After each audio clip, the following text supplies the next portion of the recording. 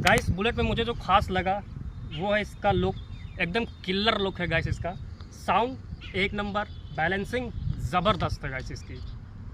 बहुत सी महंगी महंगी गाड़ियाँ आती हैं, BMW S1000 RR, बाबू भैया UK 07 राइडर जिनको आप जानते होंगे, उनके पास भी एक से एक गाड़ियाँ हैं महंगी महंगी।